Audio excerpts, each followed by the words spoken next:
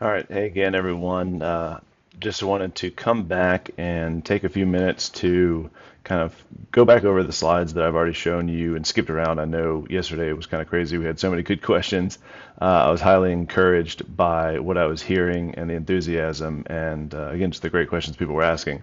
So we kind of went all over the place, and I wanted to take some time to go back through these slides a little bit slower, a little bit more deliberately, just to make sure I hit on all the points, and also try to incorporate some of the questions that you guys asked yesterday and make sure I kind of hit the points that I wanted to hit.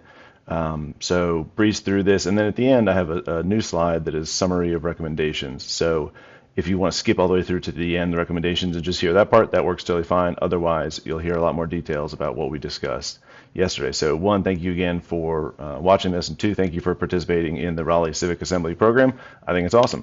So we'll get into it again. We'll go through a quick introduction, regulatory and other challenges, game time, which I'll explain in a bit, which I think was a major missed opportunity. We'll blame the snow. Small scale examples, next steps, and again, the new recommendations slide. So who am I? I'm Jed Byrne. Spent over 20 years in construction and development. About half that time was in commercial real estate development, and now I work on the services side of the business, in business development, selling, engineering, and other design services. And I just love talking about real estate, and I'm just a firm believer that the more people understand about the development process, how development actually works, the better places and spaces we as a community will create. And again, I'm not here to make you kind of come over to my way of thinking. We'll talk about in the next slides, but just kind of start the conversation. And again, I think just if people get educated on how development actually happens, regardless of what your opinions on what you think is best, I think we as a community will make better places and spaces. So again, everything that I'm about to talk about has trade-offs. There is no right and wrong. We mentioned yesterday that historically there have been racist policies and racist land use zonings and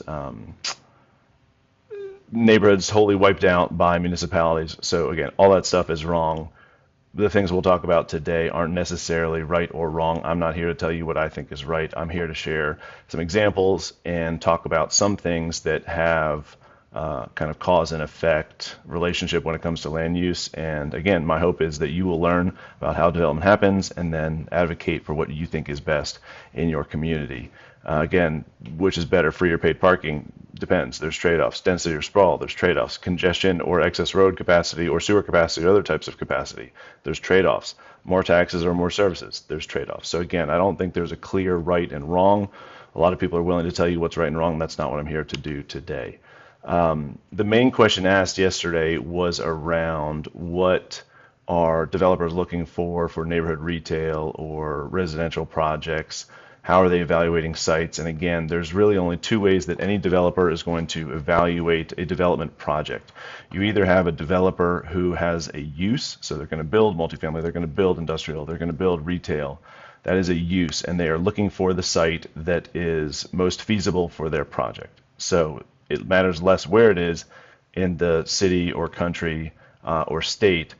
It just matters that it meets their criteria and what they are best suited to develop. And so they are what I'll call a use looking for a site. They're looking at neighborhood demographics, psychographics, they're looking at comparable rents, capture area of its retail, how many people are coming into this market to buy goods and services. And then you have the other kind, which is there's a site and the site is looking for a use, or the developer who controls the site or the person who controls the site, who owns the land, is looking for the use. And so again, that's the highest and best use for that city. They're not trying to say, hey, I'm going to do retail here. They're trying to determine, is retail the best option for this site? Is it the most feasible? Is residential the most? Is mixed use? Is industrial? Is senior housing, right? Any and all uses could potentially work there. They're trying to figure out which is the best. And there you have this kind of status quo. Sometimes the highest and best use is what's already there. Sometimes there's value add. Sometimes there's redevelopment. And in this case, and what we'll talk about a lot here, is when you have a site, you are trying to match the use to the existing market, right? Because all development has to respond to demand, either real or perceived, either now or in the future, but they're responding to demand. You cannot build something and make demand happen, right? Putting multifamily there doesn't create the demand for the multifamily. The demand is latent. It's in the market. People are looking for places to live, and the creation of the home absorbs that demand, but it does not create the demand. So to have a site looking for a use, you're trying to match the demand of the market. We'll talk a little bit about costs throughout. One of the things I think it's important to remember, and again, this is a graphic created by Kronberg Urbanist Architects that shows different types of housing, going from, in the blue, the residential code surface parked housing, that's 1 and 2 story, stick built, sometimes 3 story, but stick built homes. That's your typical single family homes, townhomes, that is smaller multifamily buildings, duplexes and ADUs and the like, right? So that is in the blue, that's the residential code. And then you have the International Building Code, IBC, is everything on the right in the pink. And those are larger surface park multifamily projects, larger structured park, 4 and 6 story multifamily projects. And then you've got high rise, which they show as underground parking, right? So you've got an 8-story tower, 10-story tower, 12-story tower with underground parking. And the reason to show this is really just to recognize that certain types of building projects have costs, and this is not showing cost per square foot. This is showing a cost per 800 square foot of living space and 1 parking space. And so if you are advocating or zoning or regulating for a certain type of project, right, you're saying, hey, this is 4-story or 6-story or 12-story density project, either one of two things are going to happen. Either the project isn't going to get built because it's not feasible, or if it gets built, those costs have to be recouped, and you're going to have to charge rents or sell units or sell the space for enough to justify that building expense. So if the rents or costs aren't high enough to justify the very expensive building types, it's not going to get built.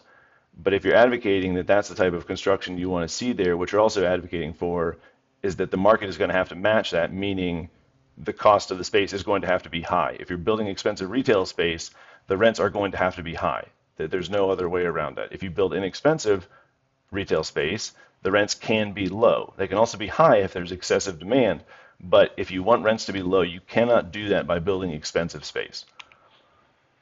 Regulatory and other challenges. Again, that's kind of what we're here to talk about. I gave you the example yesterday of the Kerplunk game. I think a lot of people had said they'd seen it or played. And again, in the tube, you load the marbles in the top. If there's no straws going through the tube, the marbles fall straight through, right? There's no resistance. There's nothing blocking the way for the marbles to get through. And the analogy is that your development projects are the marbles, right? So they don't get stuck if there's no straws going through.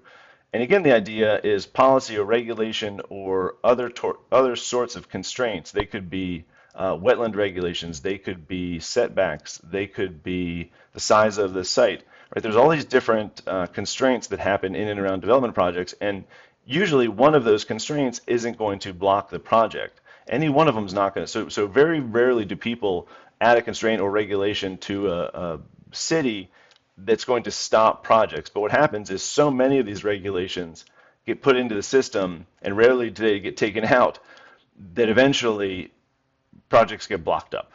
And so that's what we're here to talk about today. And again, I wanted to make sure everybody understood the difference between complex and complicated. So complicated means there's lots of moving parts and pieces. A calculator is complicated. A car is complicated. A watch is complicated. A calculator, all those things, right? Most machines are complicated, but when you present an input to the machine, to the calculator, the output is going to be known, right? 1 + 1 is always going to be equal to 2. There's lots of moving parts and pieces. It's hard to explain how they work, but it always works the same way. By comparison, complex things, again, have lots of moving pieces, and you don't know necessarily what the outcome is going to be based on the inputs. And again, I mentioned relationships, so parent-child relationships or spousal relationships or friendships are complex. Cities and urban places are complex, and they're complex adaptive systems, right? So just because you have a set of inputs, you don't necessarily know what the output is going to be. You can change zoning regulations. That does not tell you what's going to happen. That tells you what can happen, but that doesn't tell you what is going to happen. And they're adaptive, meaning it changes year to year, month to month, week to week. The inputs can change the outputs. The inputs can change the system. So they're not only complicated, they're complex adaptive systems. And that's something very important to remember, is that we cannot regulate our way into known outcomes.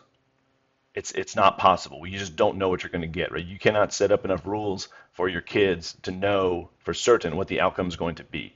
So just remember, we're dealing with complex systems, not just complicated systems. The question is, what do developers look for when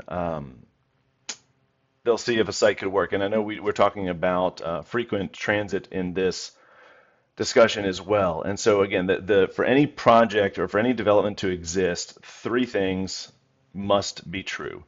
The proposed development must be legal, right? It must be allowed to be built there. That's typically zoning. That's what we're talking about. We're talking about zoning. That says what can and cannot be built in a given location. Then there's the question of feasibility. Does it work for the economic model that we're in, right? Are the returns on the investment high enough to make it work? Is it the most feasible option? We'll talk about opportunity cost in a second. But if it's legal and feasible, but the land isn't available, the project's not going to happen. If it's legal and the land is available, but it's not feasible, the project's not going to happen. It has to be legal, it has to be feasible, and the land has to be available. So in the feasibility compartment, one of the things we talked about yesterday is opportunity cost on the development side, right? So when a developer is looking for a site or a project, they're typically looking at more than one location or more than one development option, right? Just because retail can work there and is feasible and legal and the site is available, if it's not the most feasible option, if multifamily is more feasible, that's what's going to get developed. And that can change by location, that can change by market, that can change by developer, right? Some developers are really good at multifamily and really good at retail, but not so good at industrial. Some are really good at industrial, not so good at retail. So it changes all the time, but any project is going to meet the maximum of these things. It's the most legal option, right? The fewest hurdles to overcome. It is the most feasible option, and it is the most available and ready to execute option. So those are the three things. If you don't have all three of them, you're not going to have a project. And another type of opportunity cost we discussed yesterday is, again, the developer. They can only work on so many projects at a time. So just because there are options out there to develop legal, feasible, and available sites, if it's a small project, usually it's a lot harder to justify because the returns as a whole aren't great. If you're a full-time developer, you need to make a full-time return and salary on those projects, or else you're not going to be able to pay your bills and feed your family. So you need to work on projects that not only just make money, they have to make enough money. And usually the larger projects are most feasible. And again, the harder we make smaller projects to do, the less feasible they become. And then you get the mega projects are really the only feasible option or the most feasible option.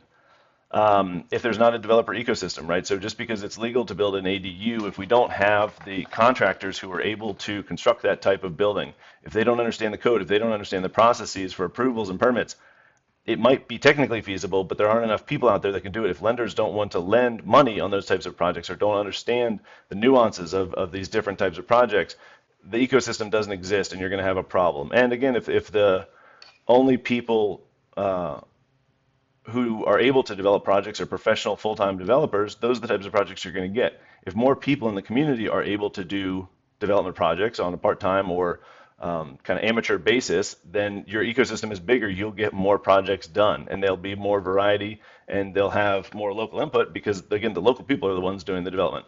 And again, the harder it is, the more required expertise, the bigger that step, that learning curve to understand how to do development, the harder it's going to be, the less feasible it is. Again, our UDO is thick, our zoning regulations are thick, applications are hard to come by. I mean, I work for professional services firms that exist because of the expertise required. If you didn't require expertise, if anybody could do it, it would be a lot more feasible because more people would do it, and it would frankly be less expensive too.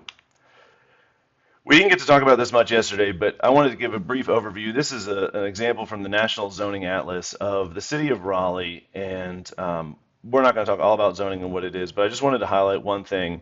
This is set to show, if you look on the left-hand legend, this is set to show where apartments, 4 or more units, are allowed by zoning. And we talked about it a little bit yesterday with Jacob. I think there's a slight error. I think they're including R4 in this map, which is residential zoning R4 that technically allows townhomes, which I think maybe they're considering multifamily, but does not allow apartments. And so not all of this area is technically, you can actually build what we think of as traditional apartments, but a lot of it is. The dark purple areas that you see, those are the mixed use kind of commercial zoned areas. And so again, you just see it's not feasible everywhere to develop retail because it's not allowed. A more drastic example is our neighbor to the west is Cary. I've set this up to show areas that are only zoned for single family, meaning you can only build single family. There's no other option there. The only thing you can build, no matter how feasible it is single family homes. And if you look in the bottom right, that's about 40% of their land area is single family only. You can build homes in many more areas than that, but this is saying you can only build one thing in this area, and that's single family. That has an impact on the availability of land. That has an impact on the feasibility of projects, and it certainly has an impact on the legality of projects. A little more drastic example, this is now Cary's map for where you can build apartments. So again, what they're saying is you can only build apartments in 7% of Cary. That means 93% of Cary, it's illegal to build apartments. And again, that's not good or bad, but that has a trade-off. If there's a lot of demand for apartments in Cary, developers can try to respond to that demand, but they're all chasing 3%, or excuse me, 7% of the land. They can't work in 97% or 93% of the land. And that, again, has trade-offs. This is a slide that I didn't get to talk a lot about, but a lot of the questions kind of hinted at some of these topics, and so I think it's really important to go over.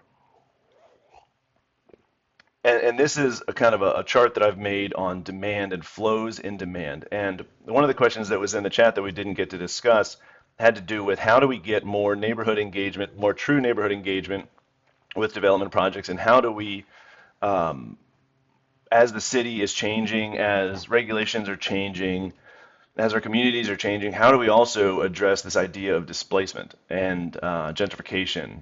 And so what I wanted to show with this graphic is demand, what I say, only flows downhill, right? So if you have demand, and a lot of it for very expensive homes, right? That's at the top, the four money signs, $4 signs. That demand can go into and be absorbed by the expensive housing bucket or the expensive retail or expensive commercial bucket at the top.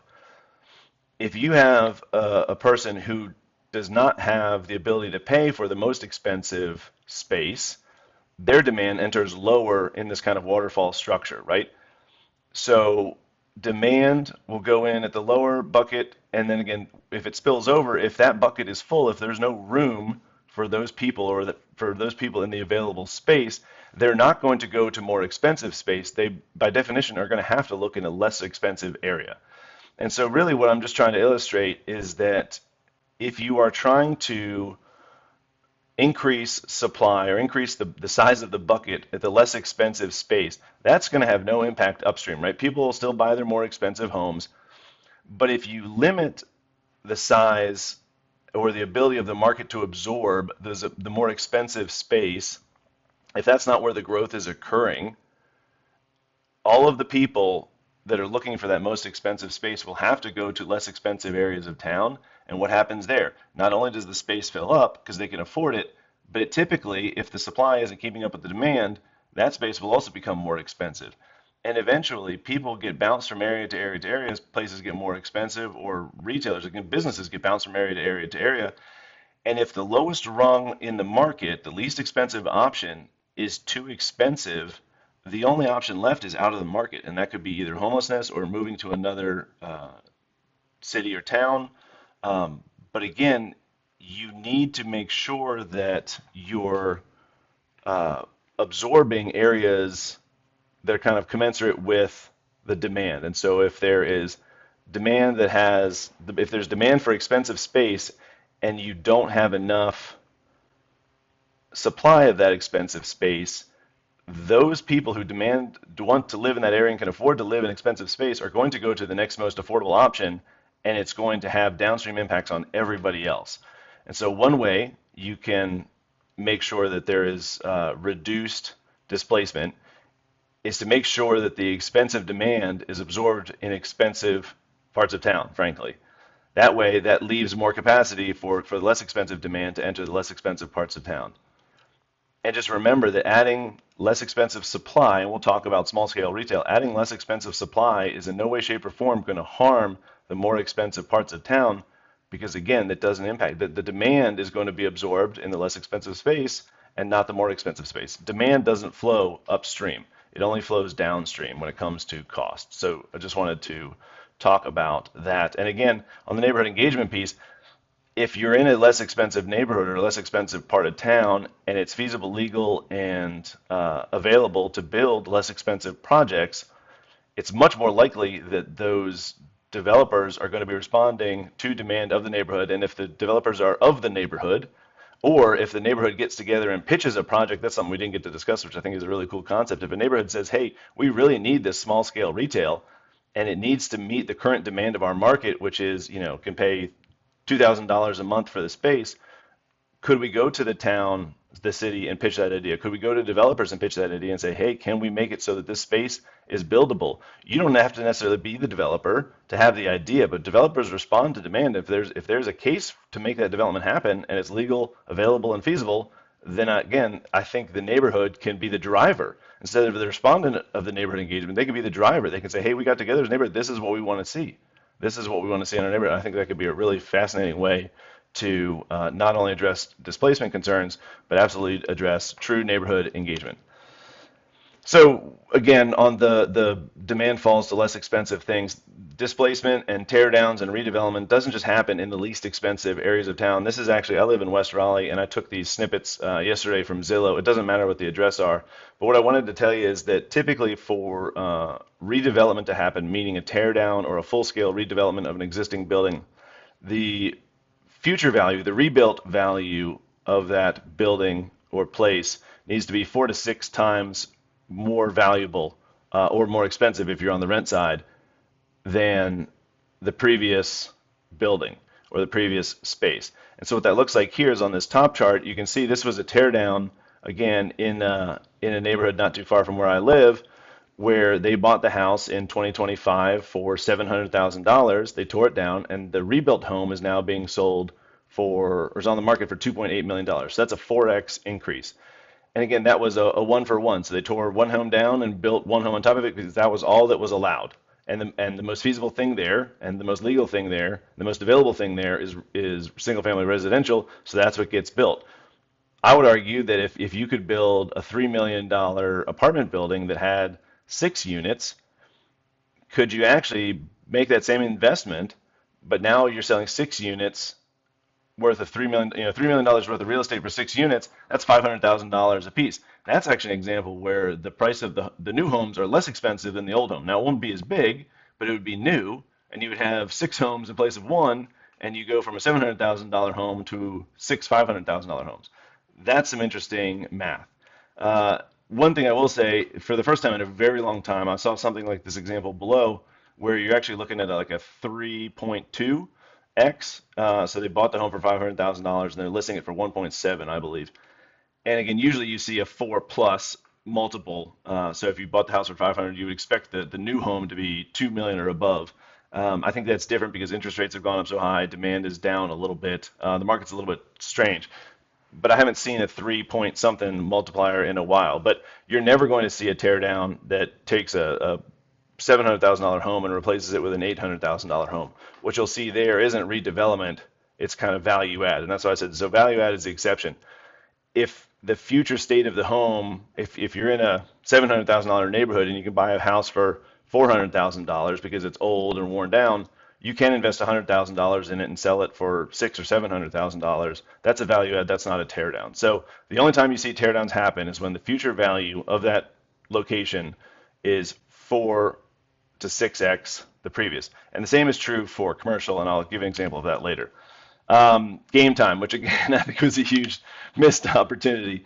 What I wanted to play with everybody, and if this was in person, I actually had cash. I don't know where I had dollars. I wanted to see if we could play this game for real and try it out. But the game is something that I think has strong parallels to everything that we're talking about, and it's the ultimatum game. And basically the way it works is you have 2 participants.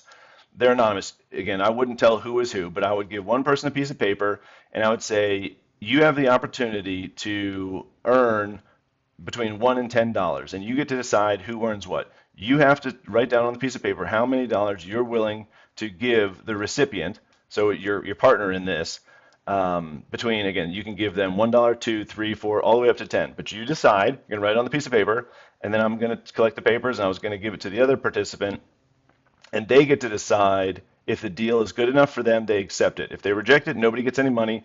If they accept it, you both split the money as you decided.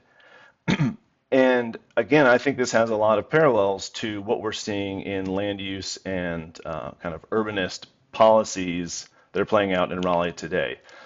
And since we couldn't play in person, there are basically the crux of the whole thing is the results aren't what you would expect, right? Typically, if I had the option of earning $1 or $0, I would choose to earn $1, right? So if I was the recipient of the offer and my partner had written $1 on the paper, why would I turn down $1? Just because they're getting nine, why, that makes no sense. $1 is always better than $0, right? $2 is better than zero. 3, 4, 5, 6, 7 is always better than zero. But what you see here is not only does it depend on how much of the money was shared.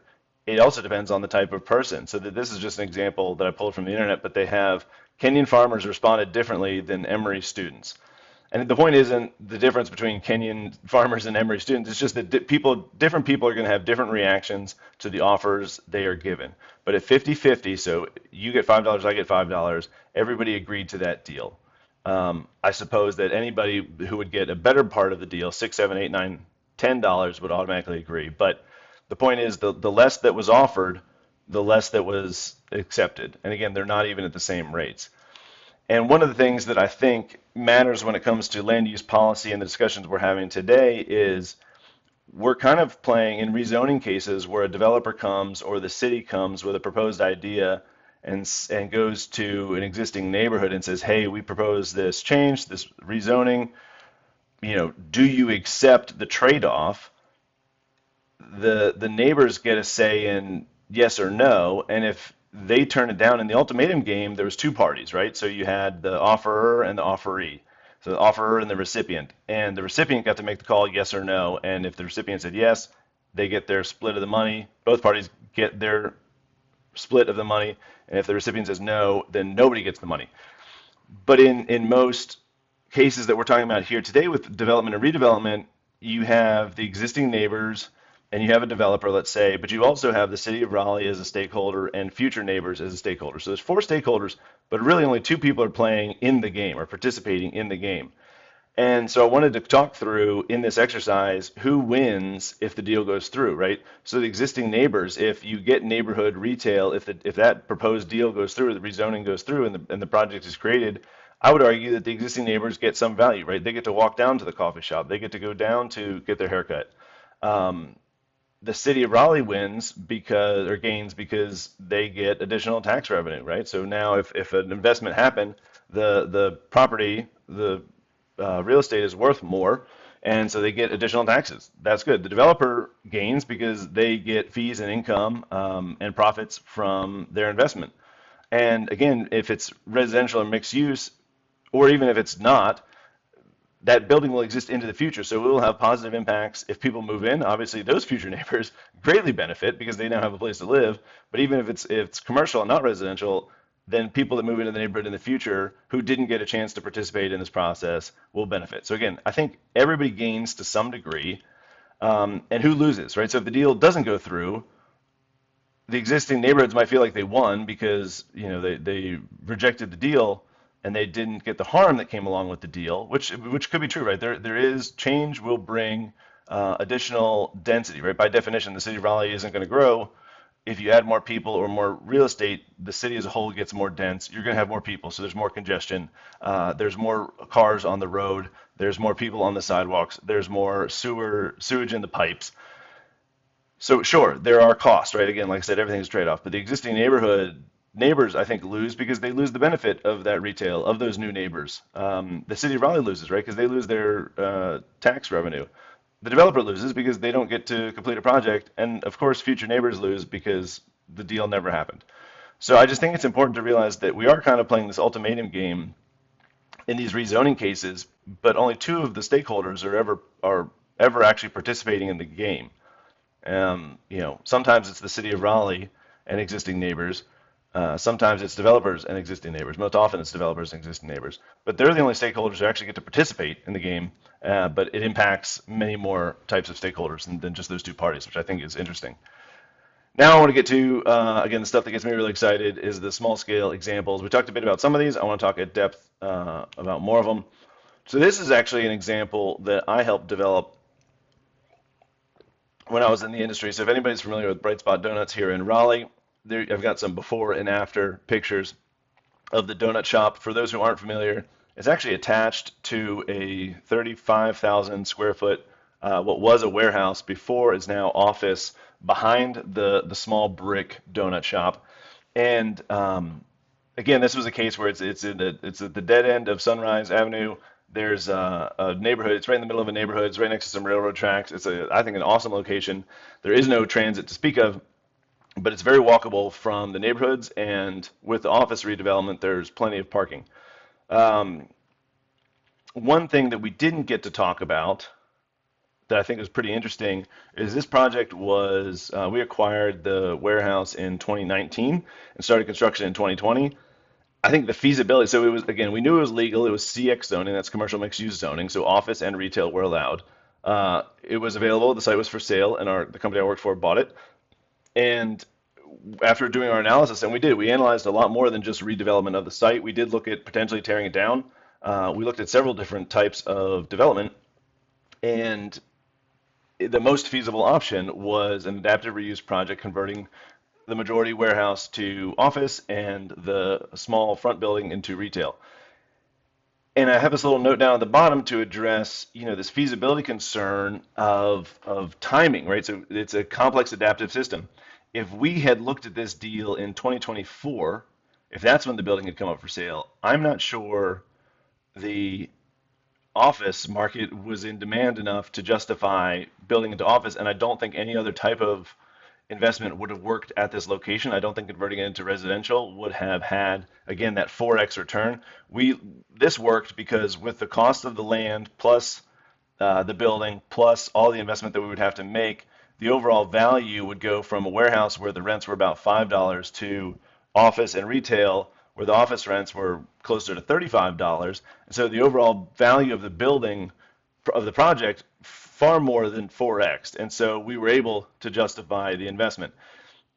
In 2024, I don't think the office market was strong enough to justify that. And the most feasible thing might have been tearing it down and building, we think we could have gone up 3 stories for multifamily.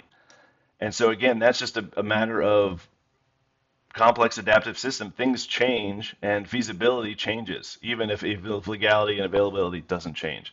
And again, this retail project, this small 800 square foot donut shop, the space was quite expensive. I mean, you could see we had to take the roof off. We had to rebuild the entire thing, except the bricks. And we had to do a lot of work fixing the bricks.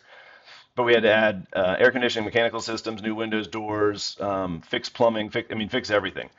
And that 800 square foot project by itself would not have justified the reinvestment. It was not valuable enough as a standalone project. The only reason that retail space got redeveloped was because it was attached to a larger office development project. And if that didn't exist or the demand wasn't there for that office, I don't think this project would have existed either.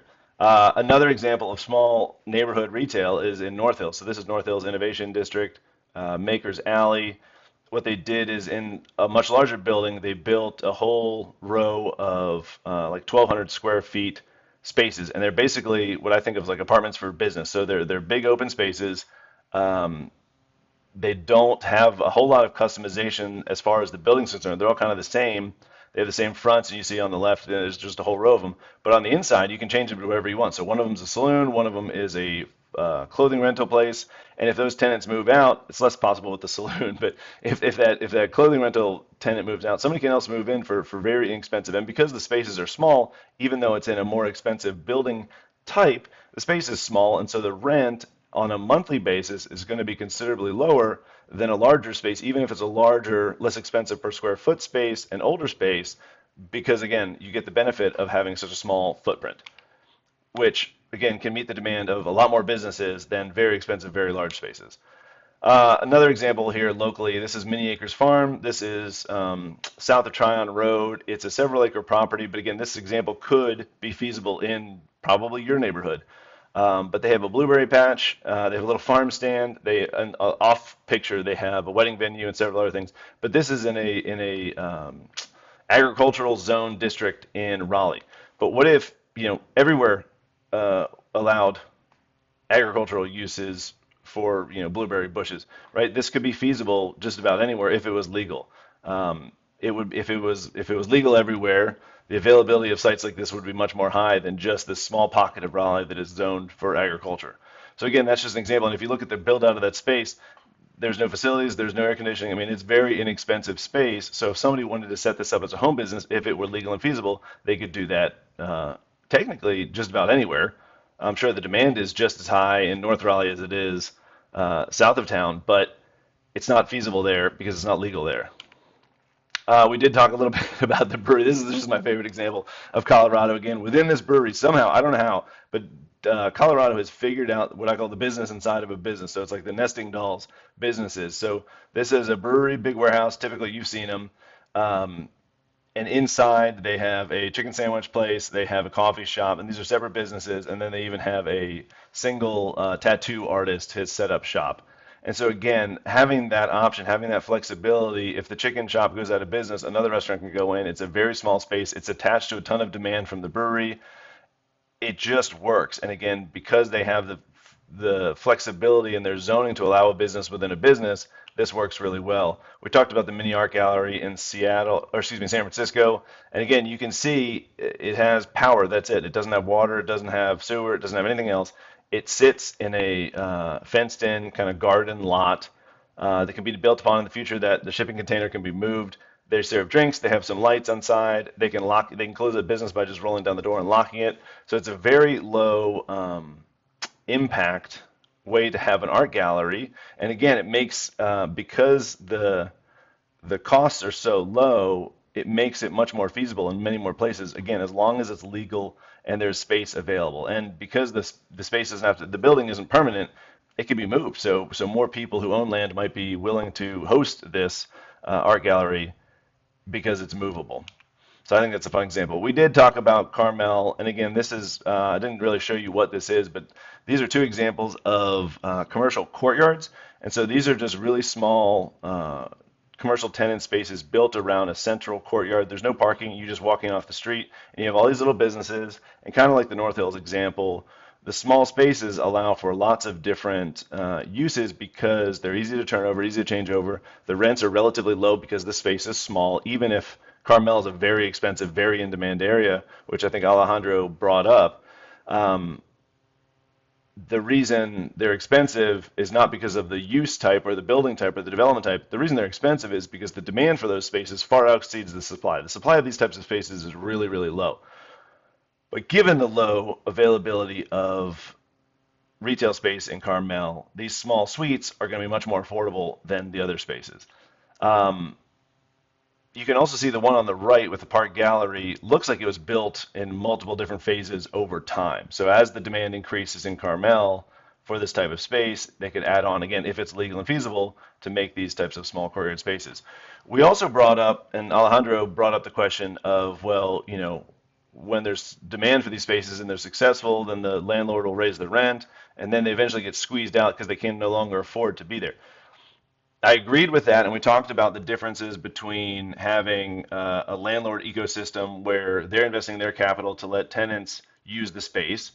There's benefits and challenges with that model for sure. Alternatives include public space, and alternatives include and businesses building their own space. But those are kind of the three options. And again, one's not good, one's not bad. It's just there's trade-offs. The other thing I forgot to mention to everybody, I think I put it in the chat, but the only way that a landlord in Carmel or otherwise can increase their rent as the business inside gets more successful is if that tenant doesn't have other options. So if there's plenty of supply of space and that tenant says, hey, great, Park Gallery says, hey, I've been successful, and the landlord says, you've been so successful, I'm going to raise your rent. They try to raise the rent. The landlord has no bargaining power if Park Gallery can just move down the street to another space. So if supply keeps up with demand, you don't get to raise rents, right? Like I said at the beginning, rents only get raised when the demand far exceeds the supply. So the success of Park Gallery isn't driving up the rent.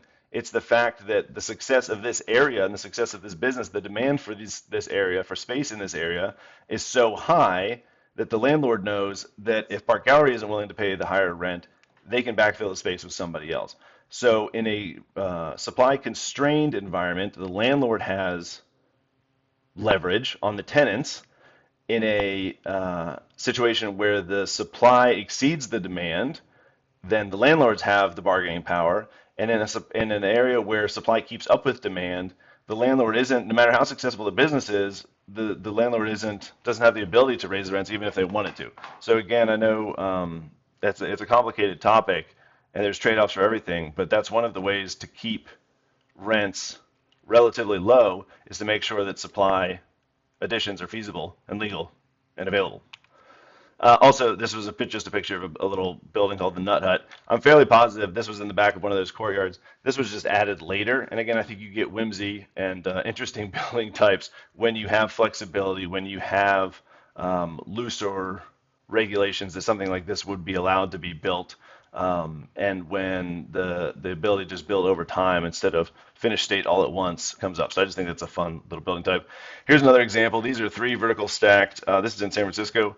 Three vertical stacked shipping containers. You can see on the right the clothing rack actually circulates vertically so that you can have more space. This was purpose built for future phase of development. So all the next few pictures, or several of the San Francisco examples, are in one area that eventually will be redeveloped. But in the meantime, they built these smaller scale retail spaces that are very cool, and a lot of people come to see them. We talked a little bit about the mini mall. So again, this is an example where this used to be a much larger single tenant ground floor retail space. The demand for that type of space went down, but the demand for businesses still exists. And so one way to match the feasibility to the market, like we talked about, so you have this site and they're looking for a use. Well, they said, well, if we can't rent it out as one big space, what if we chopped up the big space into small little spaces? And there may be a demand. There's not a demand for a coffee shop to fill 20,000 square feet, but there is demand for a coffee shop to fill 250 square feet, right? Which is 20 feet by, I guess 12 feet is close enough. And so that's a small little coffee shop space because the demand of the market, maybe they can sell 200 coffees a day, and maybe that's enough. $600 a day is enough to pay $3,000 in rent a month, or $5,000 of rent a month in rent. So if you can have 10 businesses inside this mini mall all paying $3,000 a month in rent, that's the same as one tenant paying $30,000 a month, which might be enough to justify the build out of that space. But if you don't have demand for the big space, being able to chop it up into small spaces is really effective. So again, you've got a bakery in the top right corner. You've got a small coffee shop, and there was plenty of other examples. And this is, again, my favorite one, the electronic repair store. And again, just the fact that they talk about having laser discs. I don't know many people using laser discs, but that's pretty awesome. So again, the demand for this business is probably pretty small. But if the city allows for an increment of development that can support that business's demand, then the space can exist. If the smallest increment of development that allowed for retail was $10,000 a month, this person is going to have to repair a lot of Laserdisc players to pay $10,000 a month in rent. But instead, they get a small space, they get adaptive reuse. So again, they just built this space within a bigger space. You can see they framed it out to look like the outside of a home. It's not very expensively built, but that allows the rent to be much lower than it otherwise would. And if the demand for businesses can pay for that reduced rent, then you have successful businesses and successful development. On the super small front, these are, again, food carts in San Francisco. And again, this is the smallest example of retail I've ever seen. And they just had them. It looks like they just rolled them out. My guess is they drove in with a van, pulled it out, or maybe even walked it. But a great example of, again, super small. To pay for that business's space, you don't have to sell a lot of snacks. And again, they're able to match their offering to the existing market instead of trying to drive demand. Here's the other example from, this is Nourish. You can look them up on Instagram. They get a ton of people coming to the location because of Instagram. It's on the dead end road. There's no transit there.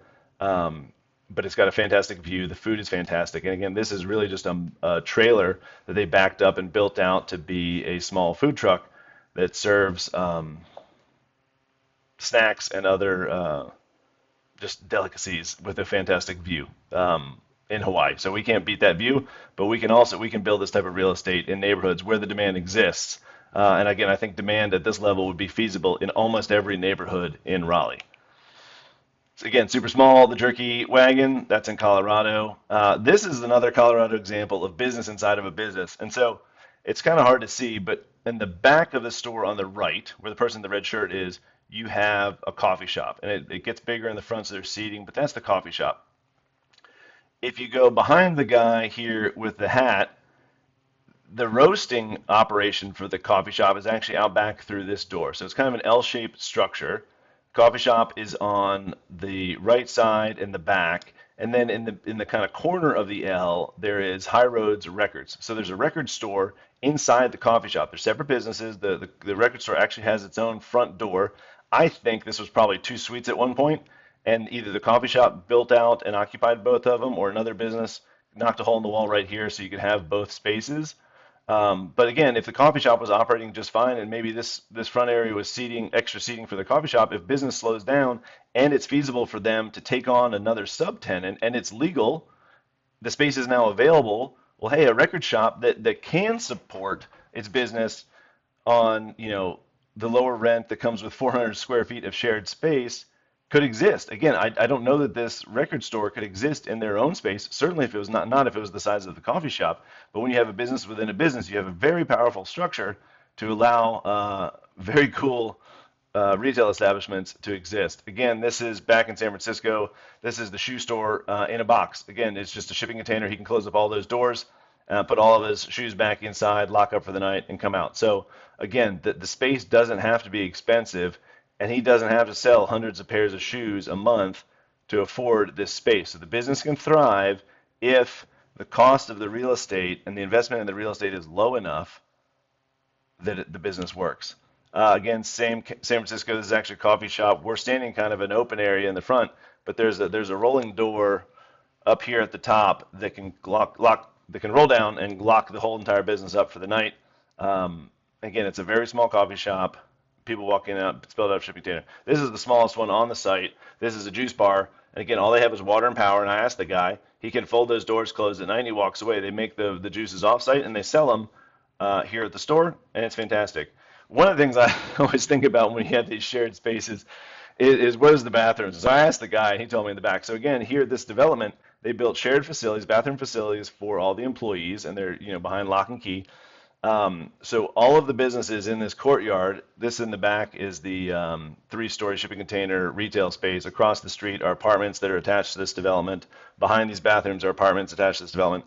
So again, in this whole open space, they all share these restrooms, and having shared facilities, and again, making that setup legal allows for these small businesses like the juice bar, and you can see the bathrooms in the back behind that front desk tent, but it allows the juice bar to exist, and it allows the juice bar to be built without bathrooms, meaning they can save on cost, and when they can save on cost, they can reduce rents, or the project is feasible at lower rents, which again is helpful for a lot of businesses.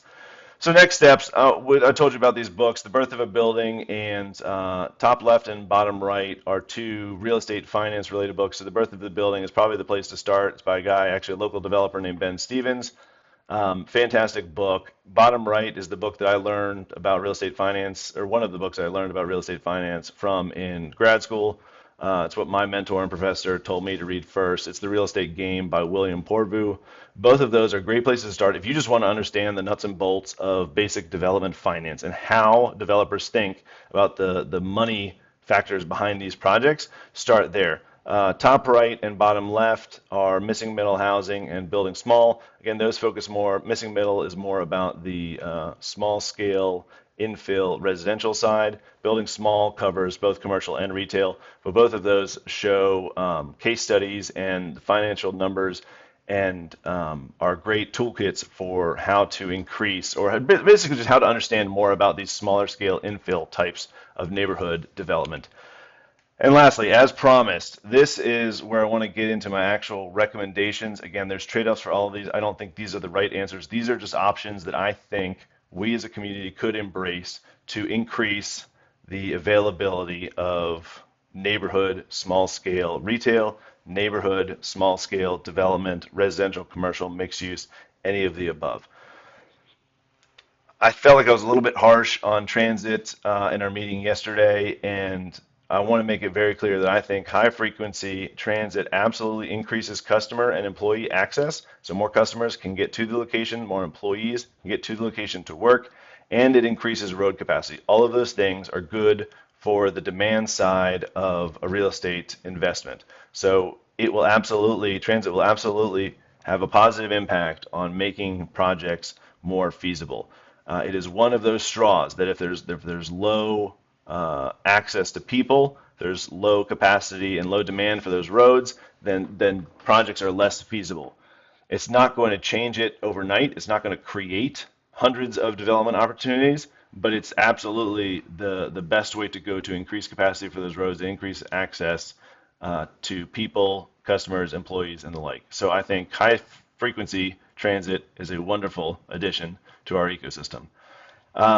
Next recommendation is increase feasibility for the desired results, right? Whatever desired results you want to see, if you can make them more feasible, more legal, and more sites more available, then that's what we should do. So increasing feasibility means make it easier, increase the ease of the processes, also reduce friction, right? So I think about it a lot of times as a car. You can press on the gas to go faster, but if you've got your foot on the brake, you can also just take your foot off the brake and the car will go faster, right? So don't think about just adding ease. Also look for opportunities to reduce friction in the process.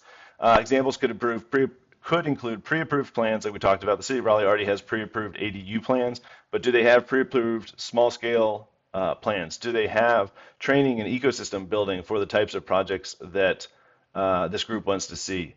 Could you do something like city-owned business in a box? Instead of pre-approved plans, hey, you can buy this box from the city, or you can rent this box from the city, or the city can put it in city-owned properties, and they could sublease the space to tenants and businesses to help them, again, reduce the barriers to entry for commercial space. If you can build out supply at that lower cost level across the city, you're not going to affect the higher priced options.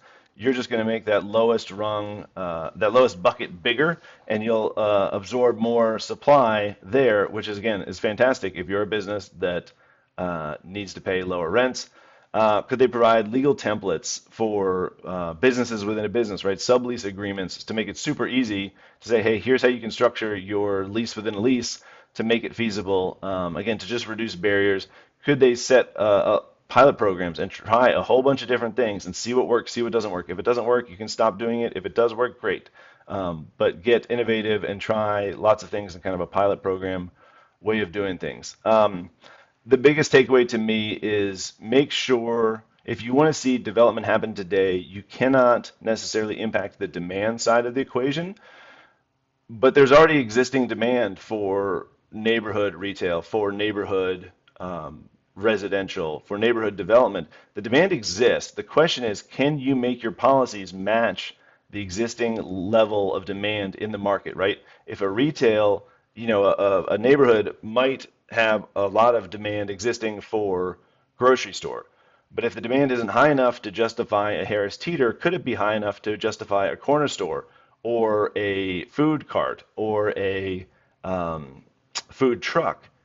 Right? And if that's the level of the existing demand, if you make that type of development or investment legal, it'll be instantly feasible, and the space will be available, and the development will happen. So again, can you match your policies to the existing level of the market demand? You cannot necessarily impact demand, but you can impact supply by changing policy to meet market demand that exists today.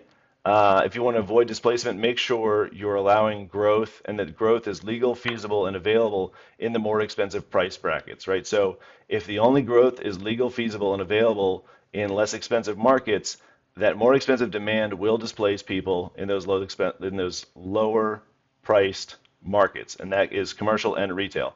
So if there's a lot of demand at the most expensive end of the market, make sure the neighborhoods that support that, the most expensive neighborhoods, the most expensive retail commercial locations, make sure it's legal, feasible, and available to develop. And again, the city, I'll skip down to, so whatever is most feasible and legal and available will get invested in. And the city doesn't control everything, but they absolutely control legality, right? So zoning tells you what can and cannot be built. So is it legal to build more dense types of housing or commercial uses, or even the small scale in a lot of neighborhoods? And if it's not, the city can control that. The city also impacts feasibility by making it legal. So they can increase legality, they can increase feasibility. And while they cannot make private lands available, if the amount of land that is legal and feasible increases, right? You're not creating new land, but by changing zoning and regulations, you go from a small part of the town that allows for commercial space to the entire town that allows commercial space. You're going to increase the number of sites that will become available just by statistics. If 1 in 10 sites is available at any given time, if you 10x the number of sites, you're going to have more sites available at any given time. So if you increase the amount of legal zoned land, by right zoned land, then you will increase the availability of sites, you will increase feasibility, because the more available land options you have, the more available sites you have, the less competition there is for the existing sites, prices will be lower, projects are more feasible. So again, the city can control that, and they can absolutely control legality and zoning. One of the questions talked about kind of how do you think get these things started? Activity begets activity. So as these changes take place, as people go out and do projects and people see successful projects, that activity and traction will spread. So activity begets activity. The more of this type of development that we see happen, the bigger the ecosystem is, and the more successful projects you'll see in the future. And again, one recommendation would be for the city of Raleigh to help cultivate amateur or part-time developers. So the more people we bring to the table of development, the more diverse opinions we'll have, the more diverse projects we'll have, the more neighborhood representation you will get, and neighborhood engagement. You will get direct neighborhood engagement because the neighborhood will be participating in the development. And so those are my recommendations. If anybody has any questions, please reach out. Jed at oakcitycre.com, Jed Byrne on LinkedIn. Would love to talk to you. Would love to share more about these ideas. If you have questions or pushbacks, please let me know. Again, I don't have the answers. All of these things have trade-offs that come along with them. So it's really just about what type of trade-offs do you want to accept, do you want to see in the future. I don't believe that there's right and wrong ways to do things, but in a complex adaptive system, you're not going to be able to regulate your way into getting the results you want to see necessarily, but you can adjust and adapt and be responsive. And I think we can make huge strides in building the community we want to see. Thank you.